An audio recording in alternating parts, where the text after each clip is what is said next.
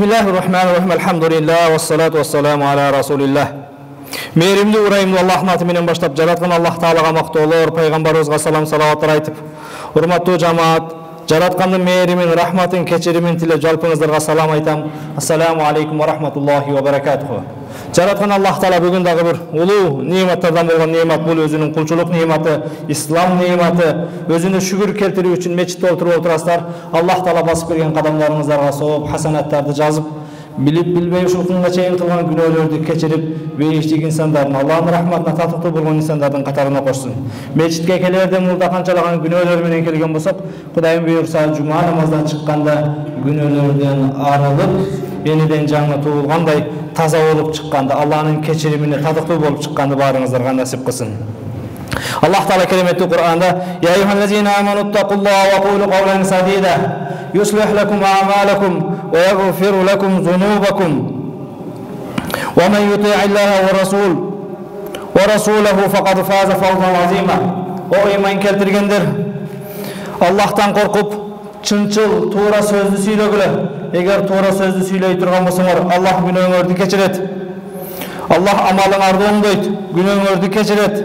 Kim Allah'a jana peygamberge moyunsuna turgan bolsa, faqad faza fawzan azima, çındыгында ал адамдар улуу жеңишке жетишти дейт. Урматтуу жамаат, бүгүнкү биздин сиздер менен жума намазы сүйлөшө турган сабагыбыз бул мына ошол жол тартиби, жол эрежеси. Акыркы күндөрдө биздин мамлекетте аябай көп катталган жол кырсыгынын себептери же болбосо мына ошол адам жаны аманат, айдоочулардын кулагына күмүш сырга, жолдору абайлап жүрүү маселеси мына ошол адамдардын өлүмүнүн азайтуу максатында ошол темага багышталмакчы. Урматтуу жамаат, бардык нерседе эреже бар. Ар ким өз кесибинин адиси мыктысы. Мечитке келгенде дарак менен келиш керек. Кыбланы карап отуруш керек. Имамдын артынан ертиш керек. Айтыла турган намаздын өзүнүн сөздөрү бар.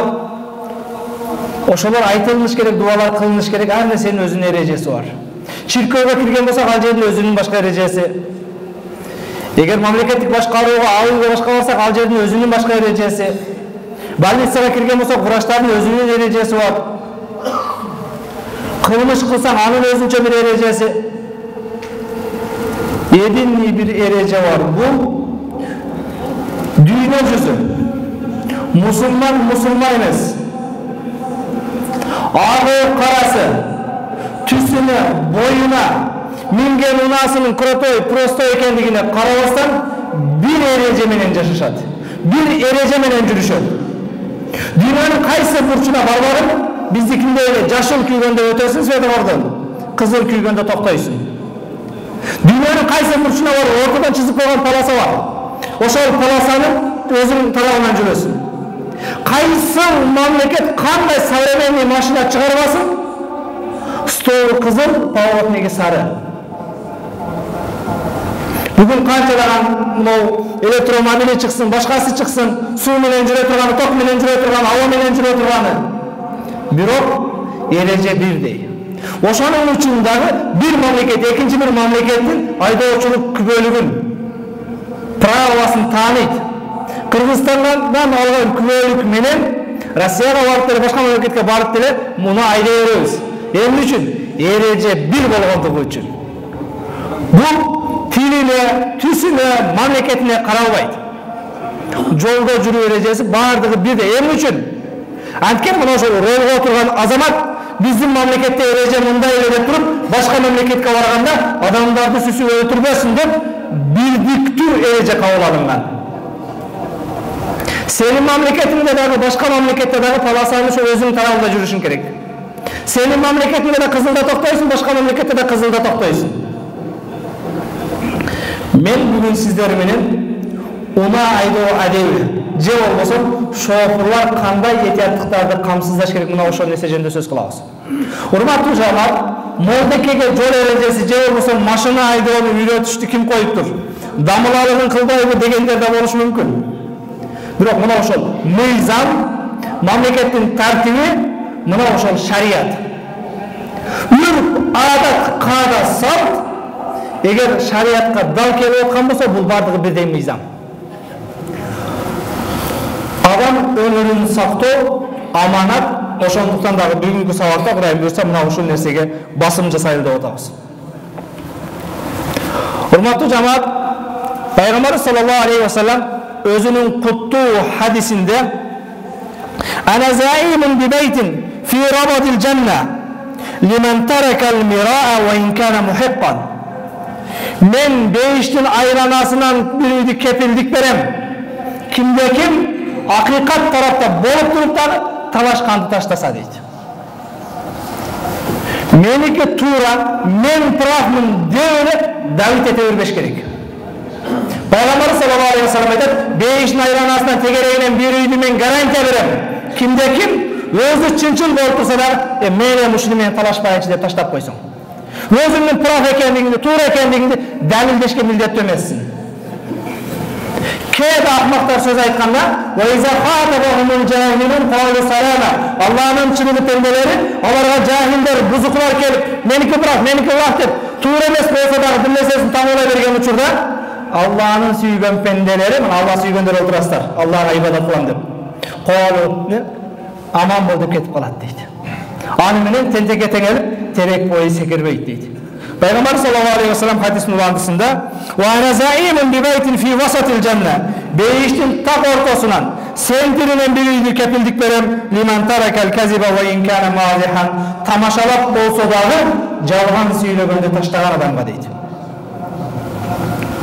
Жалган сүйлөгөндү таштаган адамга бейиштин ортосунан бир үйдү гарантия берем. Эгер тамашалап болсо дагы жалган сүйлөгөндү таштаса дейт. Айтып туруп, тамаша андай эмес деп койт кээ-бирлерчи. "Сен не дейт экен дедим да" дейт. Бүттү, кур калдым. Тамашалап дагы жалган сүйлөгө Пайгамбар саллаллаху алейхи ва саллям бейиштин ортосунан бир үйдү кепилдик берем дейт. Кээде жолдо барасаң, бири биягынан кымчылат, бири биягынан кымчылат. Эрежени сактабай дабайсыңбы, жөн жүрбөйсүңбү? Таксыр аркада балный бар, больницага шашып аттым дейт.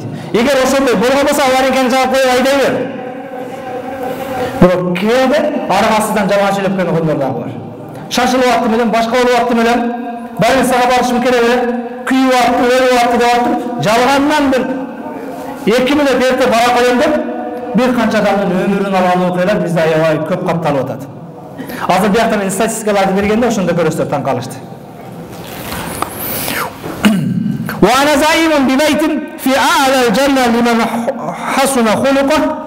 Кимнин кулк мүнөзү жакшы боло турган болсо, бейиштин эң жогорку даражасынан бир үйдү кепилдик берем дейт Пайгамбар саллаллаху алейхи ва саллям. Урматтуу жамаат, бейиштин айланасынан бир үйдү кепилдик берем. Өзүң акыйкат тарапта болуп туруп талашпай койсоң. Кээде ушундай, менин жолум башка деп сигнал басып тура берет кээ-биреулөрчү, көгөрүп. "Давай сен кече интернетте экинен хит болуп атат" деп ала. Кечетен бери интернетте хит болуп, TikTok'та хит болуп атат деп өзүчү. Бул менин жолум десем, ал кишиге сөзүн башка алып. Аркы встречник менен келгендики туура эмес. Бирок сеники да туура эмес деп көгөрүп тура берген. Бираз чета турсаң өтүп кетет. Аллах мак экен. Ит иштесе кошулуп иштебейбиз го. Аллах макчылык кылса, сен кичпейдүүлүк кылып кой. Бейиштин тегерегинен бир үйдү кепилдик берем. Акыйкат сен тарапта болсо да талашпай койсоң дейт. Болсунчу деп кетип калдым. Кудай үчүн кечирдим сени деп. Мен правмын деп жолун тосуп тура бербеш керек. Бейиштин ортосунан бир үйдү кепилдик берем. Кимде ким мантаракали казиба ва ин кана мазихан. Тамашалап болсо дагы жалган сүйлөгөнү таштаса. Бүт жалган токтото турган болсо. Ал эми бейиштин эң жогорку даражасынан бир үйдү кепилдик берем. Кимдин кулк мүнөзү жакшы боло турган болсо дейт. Кечиримдүү боло турган болсо, сылык боло турган болсо, жумшак боло турган болсо. Урматтуу жамаат, бардыгыбыз жолдо жүрөбүз. Бардыгыбызда унаа бар. Кээде банкка киребиз. Кээде больницага барасың. Кайсын жерге барба? Бүгүн Кудайдын кудурети ушу, больницага барсаң, элдин баары оорулуу болуп калганбы деп ойлойсуң. Базарга барсаң, элдин баары базарда деп ойлойсуң. Бардык кай жерге барба, пробка, адам көп. Кудайга шүгүр, мешитке келсең, мечиттер ушундай түзөн. Алхамдулилла, элдин баары мусулман, намазга. Айтайын деген, мына ошол чөйрөлөрдүн бардыгында эле бир агрессивный болуп кеттик. Şu bankta очередь, хокус бир адашып бир кадам алдыга таштап койсоң, байке менен очуртун деп аркага түтөп калат. Же бир айтышып кетет, башка кылат. Ошол агрессивный болгон адамдардын баардыгы бүгүн мечитте отурабыз. Ошол көчөдөн сигнал баса койгон, башка кыла койгон, кызыл жанып турса деп кыпчылып өтө койгондор. Бир аз бирөө кысып койсо, лабоун түшүрүп, айнегин түшүрүп, сөгүнгөндөр баардыгыбыз келип отурабыз. Мен өзүм да айдоочумун. Айтайын дегеним, урматтуу жамаат, биз мусулмандарга жарашпайт. Эрежени сакташыбыз керек, туура өз укугубузду коргошубуз керек. Бирок укугумду коргоюн деп отуруп, ушул разнаразга чыккан бул туура эмес. Мусулмандын мусулман менен жакалашканы бул туура эмес. Пайгамбар саллаллаху алейхи ва саллям саббул муслиму фусук, мусулманды сөккөн бул фасыктык дейт. Аны менен мушташуу ыймандан ажыратат дейт. Ва киталу куфр, мусулман менен мушташкан бул ыймандан чыгарат. Кудай сактасын. Мусулманды жоло жаман деп сөгүп коюп, башка кылып коюу. Кээде бирөөгө жакшылык кылганда Кудай үчүн кылганга үйлөнөлөр, урматтуу жамаат. Аллахым өзүң билесиң деп, соолун сенен үмүт кылам деп. Ушул кылган ишим эч ким билбей калды, көрбөй калды, сен үчүн болсун деп. Кээде бирөөлөргө жол беребиз. Жол берсек, рахматын кантип билдирет? Аваринкасын жагып коет. Аваринкасын жакпай койсо дагы кээ бирөөлөр эмне деп ойлойт? Сигнал басат, неге аваринка жакпадың депчи. Аваринка жакса жакпаса сен жол бердиң. Рахмат айтса айтпаса жол бердиң. Сигнал бассаң кайра алдына өткөзүп койсо экен, сигнал басып коюп өткөрүп коеюн деп. Кааласаң ошондой кийин баратасың. Кээ бир нерсени Кудай үчүн кылып, Кудай менен соодалашканды да үйрөнөлү. Жол эрежеси боюнча сүйлөп атабыз. Мына ошол жолдо барат, кээде бирөөгө жол берсек, ал адам чыккандан кийин аваринка жагып койсо, кандай жүрөгү катар деп бирөөгө жакшылык кылдым депчи. Канча ыраазы болот, шат рахмат деп колун чыгарып, айнек колун көрсөтүп коет. Кандай сүйүнөбүз, бир адамга жакшылык кылдым, башка кылдым деп. Өзүбүз деле кабыл алабыз ошол нерсегечи. Şu zamiyana çıga alбай турсаң бирөө жол берип койсо кандай жакшы. Пайгамбар саллаллаху алейхи ва саллям ахаббул амали илаллах сурурун tudkhuluhu ala mu'min. Аллахка эң сүйкүмдүү болгон амал бир ыймандууду кубантуу дейт. Бир ыймандууду сүйүнтүп, кубаныч тартуулап коюу Кудайга эң жаккан амал экен. Хайрун нас анфаухум линнас. Адамдардын эң жакшысы өзгөлөргө пайдалуу болгону дейт. Пайдалуу келип жол берип койсо, шашып аткандыр, башка да байкуш. Сенден мурда 10 машина жол берип өтүп кетти. Урматтуу жамаат, эгер жолдо жүрө турган болсок, жол эрежеси айдаган шопурлардын эсине эң биринчи эреже айдоочулук күбөлүк бар болгон болуш керек. Праваң бар болуп туруп, мына ошону менен айдаш керек. Бүгүнкү эде праваша башка жаш балдарга берип коебуз. Биздеги кырсыктардын көпчүлүгү жаш балдар аркылуу болот экен. Экинчи эреже айдап жөнөөрдөн мурда мына ошол права алганда дагы окуп алгандар билет, сатып алгандар эмес. Окуп алгандарга эскертип, машинаны жайынан жылдыраардан мурда төрттөн көлөтү бир караш керек. Астында ит, мышык, кээде ушундай да окуялар болду. Өзүнүн жаш баласын дээрип кеткендер дагы. Машинаны унан тайында ойноп аткан, башка кылып аткан, бир айланып карап туруп, койгон таш башында алып туруп анан айдаш керек. Коопсуздук курум тагылуу, ремен. Гай көрүнгөндө гана тага калбаш керек. Гай штраф кылышы мүмкүн. Абы кокус бир кырсыкка кабылап турган болсо, жараткандын астындагы өзүн өлтүрүү статьясы менен кетесиң. Адамдардын жанын, малын этияттап айдаш керек. Аяр мамиле. Бүгүн унада барат, телефон чуккандар бар, башкалар бар, этиятташ керек, урматтуу жамаат. Кокус бир нерсеге аласып калып, бирөө дуруп келсе, бирөөнүн айдай шырактай баласын өлтүрүп коюшу мүмкүн. Сүзүп кетиши мүмкүн. Ал эми мусулмандын каны, малы, жаны экинчи бир мусулманга арам. Көрсөтүлгөн тездиктен ашпай айдаш керек. Бүгүн бизде кырсыктын бардыгы Ош Бишкек жолунда болот көбүнчө. Степте барат 7 адам өлдү, спринтерде барат 12 адам мерт кетти, 9-у больницада, күндө бакта жаңылыктардан карасаң, күндө чыгат жаңысычы. 100-чакырымда, 200-чакырымда. Ушул авариянын сыры, секрети тездик жана коюлунган немеден ашып кеткенибиз. 60 койгон жерде 120 кеткендер бар. 130 кеткендер бар. Өзгөчө жана степ айдагандар, шопурлар, таксисттер. Мен азыр бул жакта статистикалар жана карап отуруп, биздин мамлекет Кыргызстан эмес, Кыргызстан болуп кетиптир. Bir жылда 6000-7000 кырсык катталат экен. Bir жылда 6000 7000 казбектен так саны менен берем. Мына эгер кайтып болсак 2016-жылы 5868 кырсык катталган дейт. 2016. 2017-жылы 5000ден ашык кырсык катталып, өлгөндөр 700дөн ашкан. Элдин баары ой Рахман агрессор, Рахман ондай, Рахман мындай деп bir 60 шақты кече Тажик-Кыргыз границасында өлгөн кыргыздардын айынан акылы бары да жок да бардыгыбыз Тажикстан президентин каргап жатып калдык сөгүп. Ой мынча адам өмүрүн алды, башка кылды деп. Канча адам өмүрүн алды? 62 адам өмүрүн алды. Биякта bir жылда 700дөн ашык адам өлүп атат. Кейле ошо Рахманга окшоп истеп айдаган таксилерди да кыргайланды. Нече жылдык тарыхта bir кокус bir коңшолор менен bir келише албай калып, конфликт чыгып кетип, алардан да өлдү, бизден да өлдү. Аллах өлгөндөрдү рахматын алсын. Ким себепчи болгон болсо жообун берсин Кудайдын астында.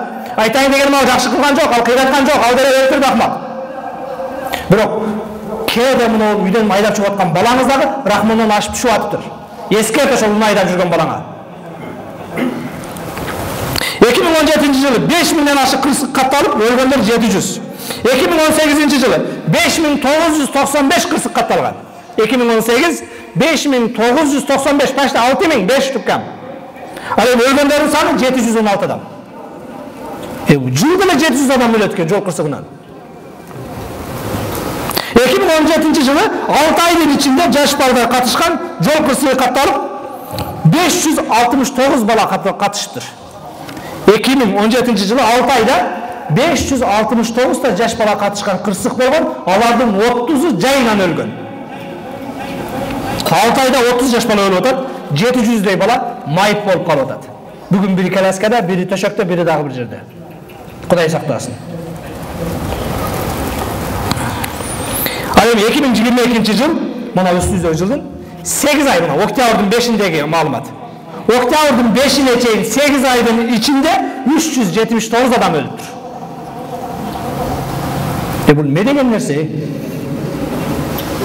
Кээде самолетко аксакалдар чык десең, кой дейт, учуп кеткен болсо кемеге түшкөн жаны бир өлөсүн дейт.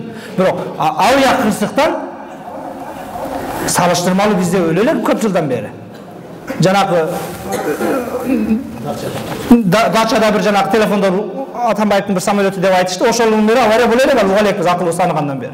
Ал эми кырсык боюнча статистика боюнча күнүгө 2-3 адам өлөт экен. Күнүнө 2-3 адам жол кырсыгынан өлөт экен. 2 күн мурда мына Баткенге жетпестен Кадамжайда дагы 8 адам жайында өлүптүр. Кече бирөөлөр келди Баткенден, жолдо өлүктөрүп жүрөт, чачылып кеткен дейт. Bir semiyeden 5 adam, ikinci semiyeden 3 adam öldü deydi. 2 gün buradaki statistika. Neyin ayından? Şu Cuma'ga şaşkanın ayından mıyız? Bu memleketin bizden kötü öğrendiğin ayından mıyız?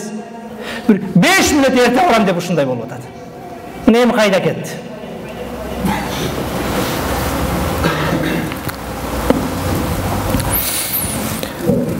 Rahmatlık Çuva Ustazım aytatılı.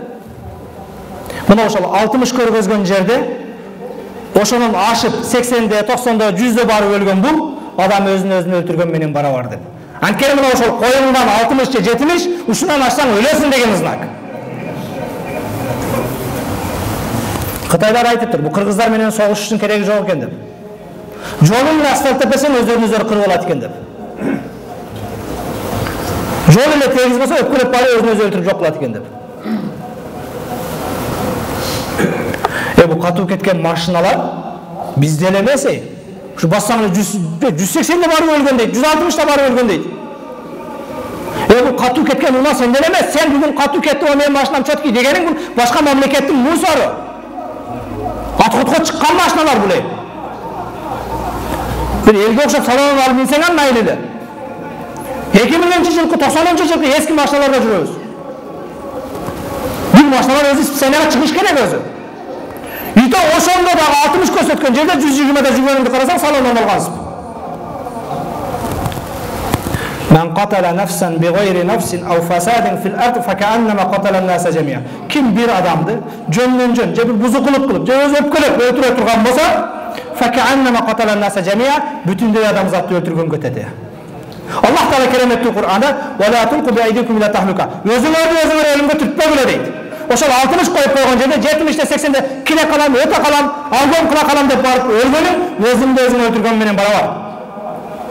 Кудай сактасын. Мына ошол жол мыйзамы светофорду сактоо адептүү болбойт машина айдаганда. Мына ошол 7-чиси бул музыка коюп, туш келди сигнал басып, сенен башка үйлөнбөй аткансып, закисиң менен башка менен жол тоскон бул адепсиздик. Өзгөгө зыян бербе. Ла дарара ва ла дирара. Бирөөгө зыян бербе, зыянга зыян менен жооп бербе. Сен өзүңчө ал жерде жанагы лобстер тартып атканда бирөө больницага барып аткандыр. Бирөө намазына кечигип аткандыр, бирөө аэропорттон кечигип атат. Дүйнөлүк үмчө сен үйлөнүп атканың жок. Жана бир кулдун айткандай, же ал тиги бараткан машиналарын кортежиң өзүңдүк болсо ham мейли эле. Адам өзүн ролго отураарда 8-чиси өзүн жакшы сезиш керек. Уйкусурап атканда, ооруп атканда, өзгөчө акылын ала турган жанакындай арам ичимдиктерди ичип алган учурда ролго отурбаш керек. Мына өмүр бою статья мына ушуларга бериш керек. Бир инибиз балалуу болуп коюп, мына жерде бизде Юго-Востоктогу мостто кайсы күнү асманга 2 жолу автомат атып коюп, интернетте хит болду. Ой асманга автомат атты, башка акыл эл арасында автомат көтөрүп жүрөт деп. Бирөөдү өлтүргөн жок, башка кылган жок. Асманга да атты. Не үчүн? Колундагы курал адам өлтүрө турган курал болгондугу үчүн. Сенин айдап жүргөн машинаң анан көп адамды кырып салды, ал автоматтан эч ким өлө элек. Сенин истең күнүгө бета жылына 700 адамды өлтүрүп атыптыр. Senin sprinterin жылына 7000 кырсыкка кабылып атыптыр. Кээде мындай аккармай реалдуу салыштыралы урматтуу жамаат. Бычактан, автоматтан коркмайсыз, бүгүн мына жанакы степ вагон эмес эле, смет вагонунан коркуш керек болуп калды. Бул биздин мамлекет, бул статистикалардан кийин бул Кыргызстан эмес эле, бул Кыргызстан болуп кеттир. Мына Россияга кошо бир 150 миллион болсок бир жөн эле. Араң 7 миллион болдук кече. Ал 7 миллионун жылына 700-ün өлтүрөт экенбиз. Бизге окшогон аз мамлекетке бир жылдын ичинде 5000, 6000 кырсык, 600, 700 адам өлүмү бул чоң трагедия. Өзү менен өзү өлсө мейли. Бегине канчалык адамдарды өлтүрүп ататтар. Ошо 700 адам жанагы шофурлар болсо мейли, анда проблема жок. Ошо стресиге чыккан өзү жалгыз болсо. Bir istepte 7 adam olsa günökör bülöv, altı beçaralar beyajal ketip atат. Kançalыk adamları jetim kaldırıp, jesir kaldırıp, atasız kaldırıp, balasız kaldırıp, Kuday saktasın.